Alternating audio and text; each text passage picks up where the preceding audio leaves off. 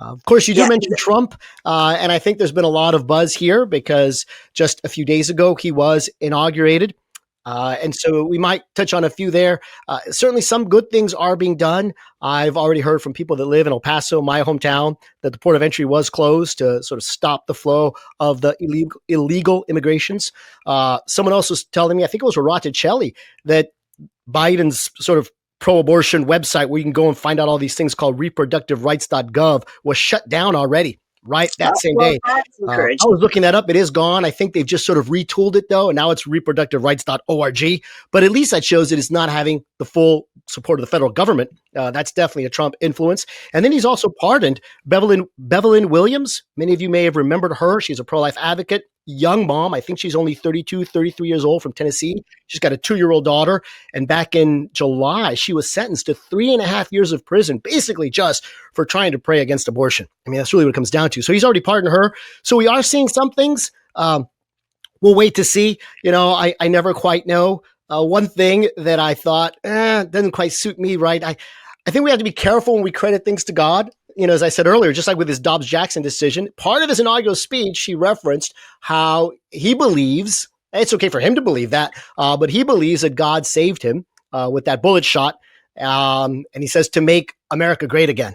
And a lot of people were chattering about that back in the day because it happened on July 13th.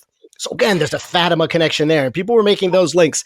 And I say, well, certainly God is at work in all things, and God allows all things. So God is, controlling all of history. He's in charge. So he definitely has a role to play. And maybe he does have something for President Trump to do for the United States or for the world. But I don't think we should think of him as like the one that's going to bring about everything. It's ultimately Our Lady. Absolutely. Our Lady is the one that said, only I can help you. So politicians, they change their positions here and there. I know that a lot of Americans are very excited about President Trump being in office. He does a lot of good things for the country, that's for sure.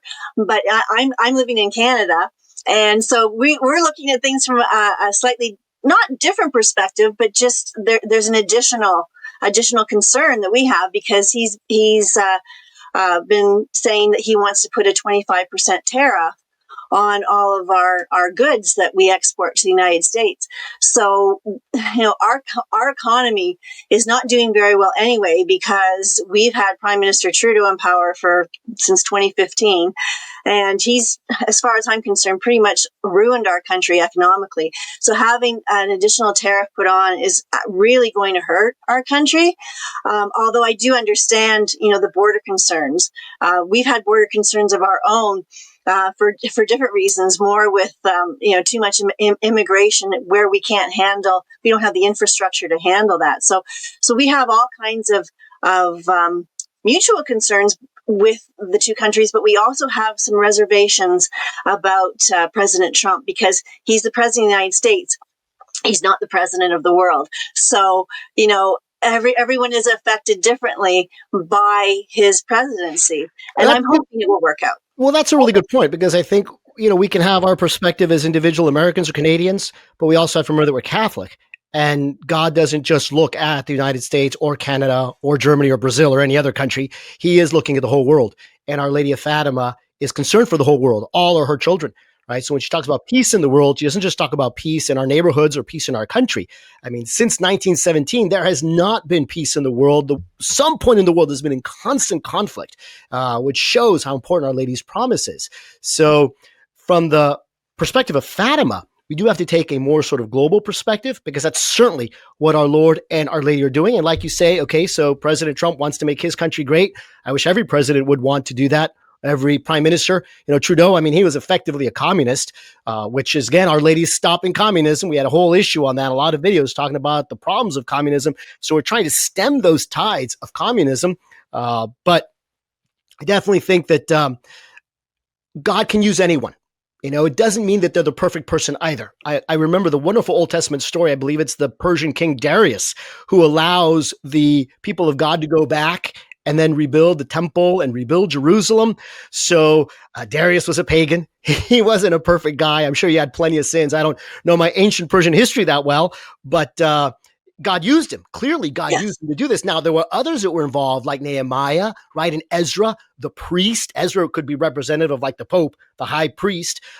Nehemiah would be sort of like a sort of church politic mixed together because he was a political leader. But there's other people that God is also using. So there's a lot of pieces that God's going to put together. And I, for one, am fascinated to see how Our Lady and our Lord are going to work this all out, right? For our good. Yeah, exactly. Exactly.